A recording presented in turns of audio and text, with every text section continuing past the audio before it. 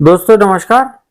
दोपहर metro digital TV के इस अंक में आज हम फोकस करेंगे एक ओपिनियन पोल सर्वे की, जो एक जेबीसी नामक बेनाम सी एजेंसी ने किया है और टाइम्स नाउ ने इसको रिलीज किया है। और उसने अपने ओपिनियन में पोल सर्वे जो चुनाव के पहले आते हैं उसमें उन्होंने एनडीए को बढ़त बताते हुए 243 सीटों वाली बिहार विधानसभा क्षेत्र में एनडीए को 120 से 40 सीटें दे दी हैं और महागठबंधन जो कि राष्ट्रीय जनता दल की अगुवाई में लड़ा जा रहा है उसको 93 से 112 सीटों पर समेट दिया है। यानी कि उन्होंने कह दिया कि एनडीए की सरकार बन रही है। और प्रशांत किशोर जैसी पार्टी के लिए उन्होंने कहा कि उनका 1 सीट से खाता खुल जाएगा। और सीपीआईएमएल, सीपीआईएल, सीपीएम इनको 12 से 14 सीटें देने का उन्होंने आकलन दिया है। सीपीआई को 1-2 सीटें, सीपीएम को 1-2 सीटें, ऐसे मिलाकर जो वामपंथी जो दल हैं उनके 16-17 सीटें दी हैं।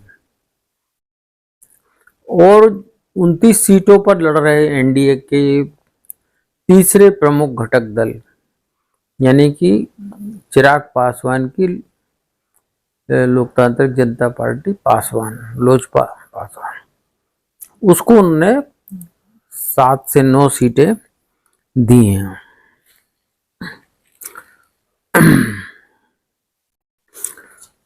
और 5 से 7 सीट दी, सॉरी माफ कीजिएगा। और राष्ट्रीय लोक मोर्चा को 1 से 2 सीटों मिलने का उन्होंने। इसके विपरीत उन्होंने ये कहा कि तेजस्वी यादव 33% वोटों के साथ में सबसे बड़े पसंदीदा नेता के रूप में उभरे हैं।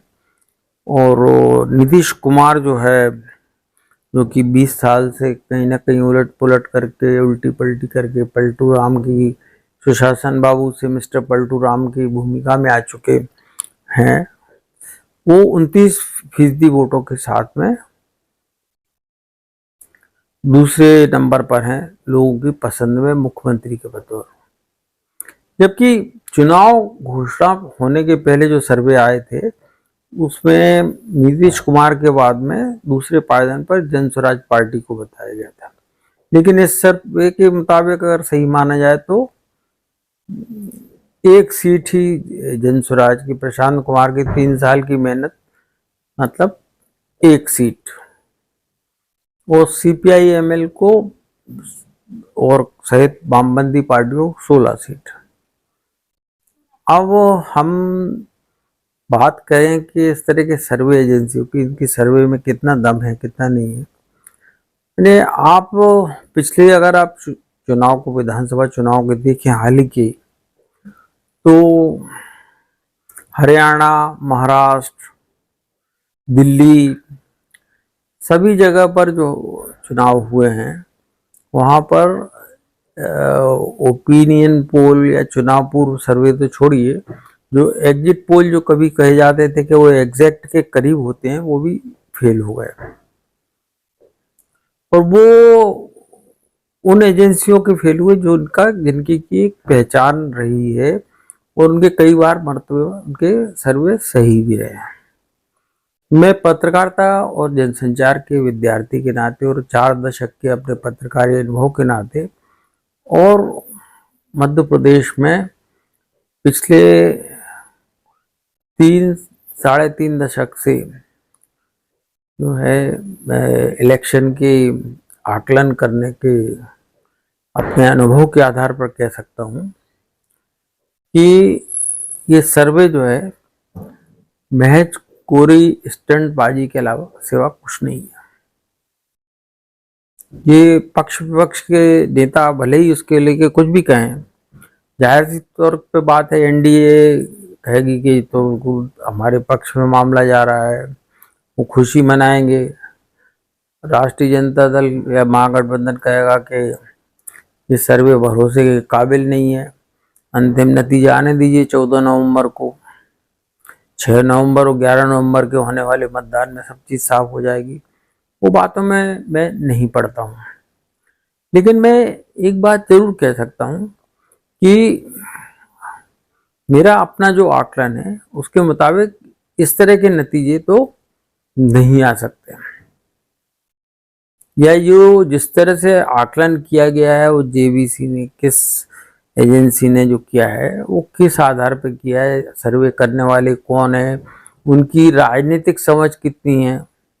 खासतौर से बिहार और उत्तर प्रदेश जैसे पेचीदा समीकरणों जहां बहुकोणीय मुकाबले होते हैं, वहां पर कौन किसका खेल बिगाड़ देता है, सबका आकलन करके ये सर्वे के निष्कर्षों पर पहुंच जाना मेरे हिसाब से एक अच्छे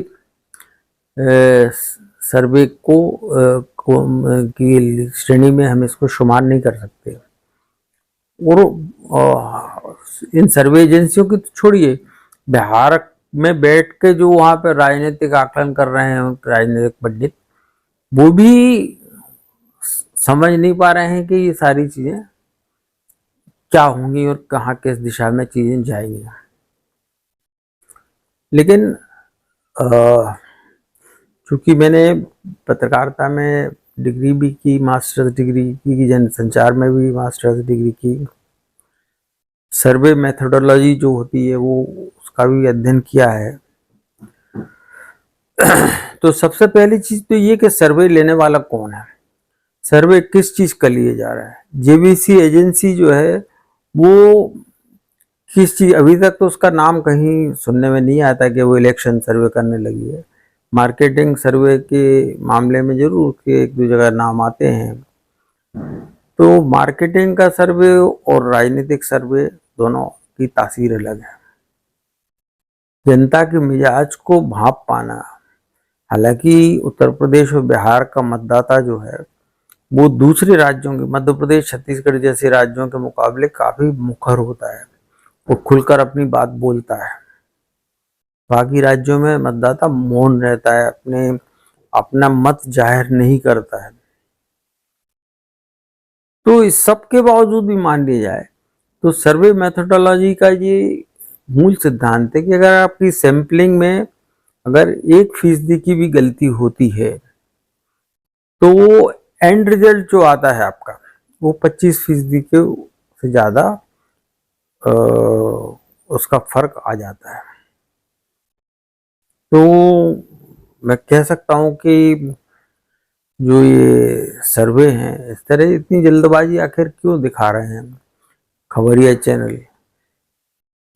सरकार किसकी बनना है, लोग एनडीए को जिताएंगे, एनडीए में भाजपा को ज्यादा मौका देंगे, ये बात तो समझ में आती है कि निश्चित रूप से मेरे आकलन के मुताबिक भी भारतीय जनता पार्टी एनडीए के सबसे बड़े घटक दल के रूप में उभरेगी, जबकि जनता दल यू और बीजेपी 101 सीटों पर चुनाव लड़ रहे हैं।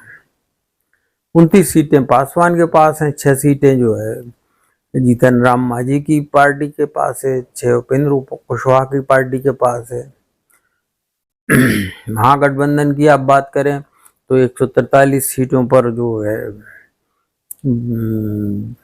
राष्ट्रीय जनता दल है महागठबंधन के सबसे बड़े दल के रूप में।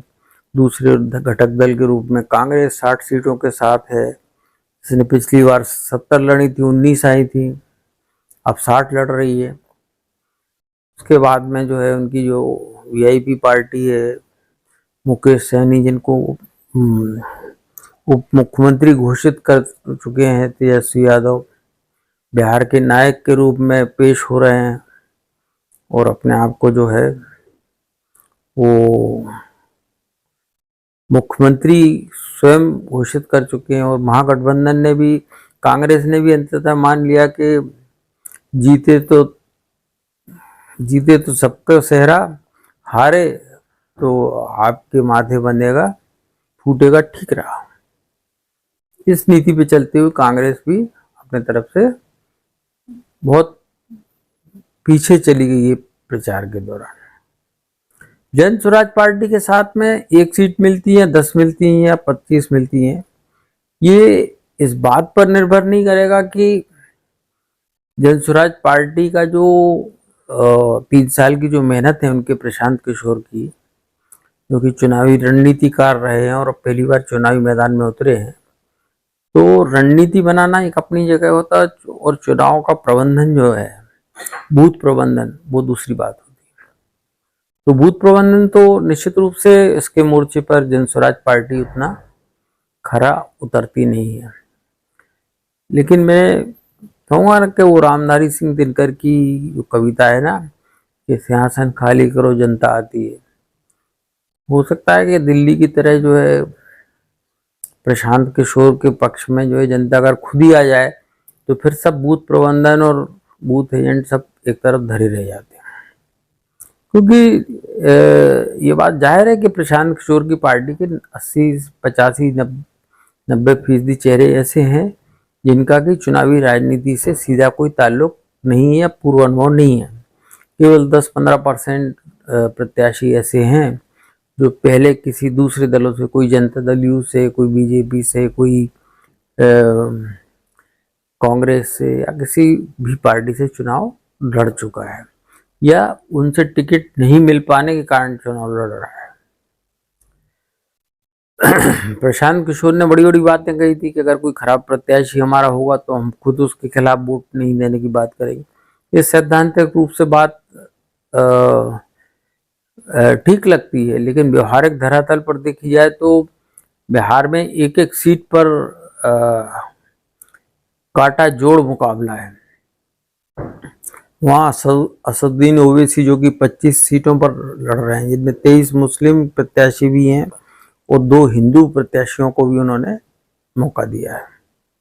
मायावती ने सारी सीटों पर प्रत्याशी उतार दिए हैं। आम आदमी पार्टी भी किसी न किसी तरह कुछ फीसदी वोट हासिल करके किसके वोट काटेगी नहीं काटेगी अलग बात है, लेकिन वो उसका अलग सपना है कि वो अपना राष्ट्रीय दल का स्वरूप उसका बरकरार बना रहे, इसलिए वो चुनाव लड़ रहे हैं और राष्ट्रीय दल का खिताब बचा रहे, इसके लिए भी मायावती चुनावी मैदान में है।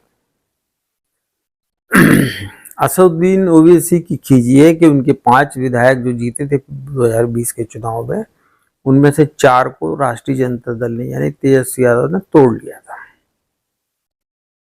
अब वो बात यही आती है कि पिछले अगर हम चुनाव की देखें 2020 में, जिसमें कि एनडीए में नीतीश कुमार राष्ट्रीय महागठबंधन जो तेजस्वी यादव का, उससे अलग होकर 15 का चुनाव लड़ने के बाद फिर एनडीए के पाले में आ गए थे। उसके बाद फिर वो एनडीए का पाला छोड़ के महागठबंधन के पाले में पहुंच गए और बाद में फिर महागठबंधन के साथ में, भाजपा के साथ में उनका पल्लू थामकर मिस्टर पलटू राम के खिताब के साथ में मौजूद है। 115 सीटें लड़ी थी जनता दल यू ने पिछले चुनाव में 2020 की आप बात करें, तब 43 सीट हासिल हुई थी उनको। निश्चित रूप से चिराग पासवान ने उनको तब भी डैमेज किया था और अब क्योंकि वो बाहर से चुनाव लड़े थे, उनने एनडीए के घटक दल के रूप में चुनाव नहीं लड़ा था और काफी नुकसान पहुंचाया था नीतीश कुमार को। और इस बार बीजेपी के साथ रहते हुए भी वो जेडीयू को बहुत ज्यादा टेका लगा पाएंगे, ऐसे हालात दिखते नहीं है। तो नीतीश कुमार के लिए बैसाखी अगर कोई है तो वो बीजेपी ही है। अगर कोई कंधे हैं जिनकी सवारी वो कर पाएंगे वो बीजेपी ही है। और हो सकता है कि चुनाव के बाद वो फिर से अगर महागठबंधन के पास नहीं पहुंच जाए, इसकी कोई गारंटी नहीं कह सकते। लेकिन ये बात तय है कि अब जब 101 सीटों पर लड़ रहे हैं वो, तो उनका वोट शेयर कितना घटेगा कितना बढ़ेगा ये देखने वाली बात है। लेकिन पिछले 5 सालों में नीतीश कुमार का जो राज रहा है उससे उनको 43 के आगे बढ़त की तो कोई संभावना मुझे नजर नहीं आती है। मेरा अपना आकलन है, जो मैं बिहार में लगातार टच में हूँ, बिहार के लोगों से और बिहार के जो है राजनीतिक पंडितों के, बिहार के मिजाज से भी मैं लंबे अरसे से वाकिफ रहा हूँ। तो हिसाब से मैं कह सकता हूँ कि नीतीश कुमार की सीटें 43, 115 लड़ने पे 43 आई थी और उनको 17% वोट मिला था, जबकि बीजेपी ने 110 सीटें लड़ी थी और 19.8% वोट शेयर उनका रहा था और जनता दल यू का 15.7% शेयर रहा था। और बाकी सीटों तो आपको पता ही है कि हिंदुस्तानी अवाम पार्टी हम जो है उन्होंने 7 सीटों पर लड़ा, 4 सीटें जीती और 1% से कम, यानी 1% लगभग कह सकते हैं, 0.9% वोट उन्होंने हासिल किया था। अब जो ये सर्वे बता रहा है वो कह रहा है कि सीटों का अंतर तो 92 112 का है और उधर जो है 120-22 से जो है 140 सीटों के बीच में एनडीए को वो दे रहे हैं, लेकिन वोटों का प्रतिशत का जो फासला है वो 1-2% का है। तो चुनाव में ऐसे हालात, ऐसे सर्वे जो है विश्वसनीय नहीं कहे जा सकते।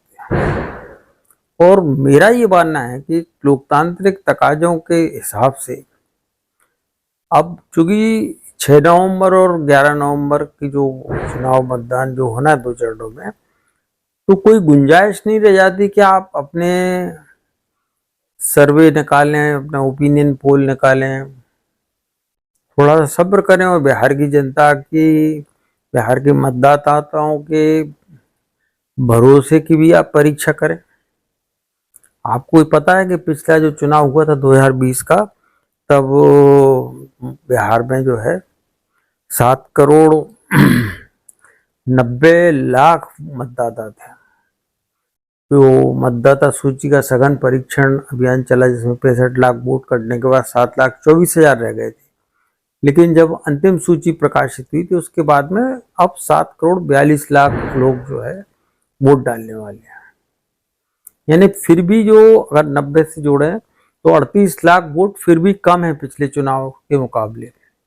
अब इनमें से कितने वोट डालने जाते हैं, नहीं जाते हैं, कितने किसको वोट देते हैं, कितने नहीं देते हैं, जाति के आधार पर देते हैं या धर्म के आधार पर देते हैं, मुस्लिम वोट बैंक थोक वोट बैंक के रूप में असदुद्दीन ओवैसी के साथ में के पक्ष में वोट डालते हैं या स्ट्रेटेजिक वोटिंग करते हैं, या लालू के जो यादवों के साथ में जो उनका समीकरण रहा है लालू यादव का MY फैक्टर, उसका साथ देते हैं, नीतीश कुमार का कितना साथ निभा पाते हैं। ये सब अभी भी आप इस बारे में सुनिश्चित नहीं कह सकते। जब मस्जिदों से मुस्लिमों के लिए फतवे जारी होते हैं वोटों के कि किसको वोट देना है, तो आप मान सकते हैं कि ऐसे में ऐसे सर्वे की कोई अहमियत नहीं रह जाती। और ऐसा सर्वे टाइम्स नाउ जैसी एजेंसी ने क्यों किया, मुझे इस पर भी थोड़ा सा हैरत होती है, आश्चर्य होती है कि उनकी विश्वसनीयता, वो अपनी विश्वसनीयता कम कर रहे हैं या बिहार के मतदाताओं की समझ को कम तरफ करके आकलन कर रहे हैं, या कुछ भी हवाई पतंगबाजी जो होती है, पत्रकारिता में भी होती है, राजनीति में भी होती है, तो हवाई पतंगबाजी कर रहे हैं। तो मित्रों, मुझे जो मेरा अपना आकलन है उसके मुताबिक जो बीजेपी ने पिछले चुनाव में 74 सीटें जीती थी, उससे उसकी सीटों का आकलन जो उन्होंने बताया कि 80 के करीब पहुंच सकता है, 81 तक, उससे भी ज़्यादा बढ़ सकता है। लेकिन जनता दल यू के नीतीश कुमार की सीटें 43 से कम होने के पूरी आशंका है। और जनस्वराज को जितना कमतर करके इस सर्वे में आकलन किया गया है, उससे मैं कतई सहमत नहीं हूँ कि उसको 2% वोट मिलेगा। ऐसा नहीं है, 7% वोट मिलेगा, 2% मिलेगा, 10% के ऊपर वोट जो है जनस्वराज को मिलेगा। अब हम बात करते हैं CPI-ML। वामपंथी दलों ने पिछले चुनाव में बड़े आश्चर्यजनक तरीके से उन्होंने 19 सीटें लड़के सीपीआई एमएल ने जो है 12 सीटें जीत ली थी। सीपीआई की भी थी, सीपीएम की भी थी, एक एक दो सीटें। अब उससे और बढ़कर बता रहे हैं, जबकि माओवाद और नक्सलवाद के खिलाफ जो मुहिम चली है उसके बाद ये वामपंथी आंदोलन कमजोर हुआ है, मजबूत नहीं हुआ है।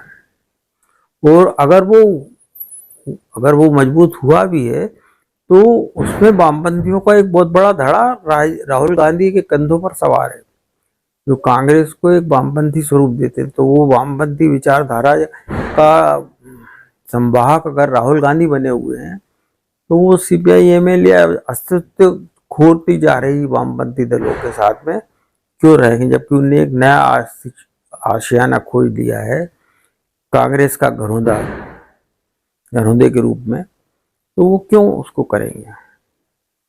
तो मित्रों, मेरे हिसाब से सीपीआई एमएल या वामपंथी दलों की सीटें भी घटेंगी।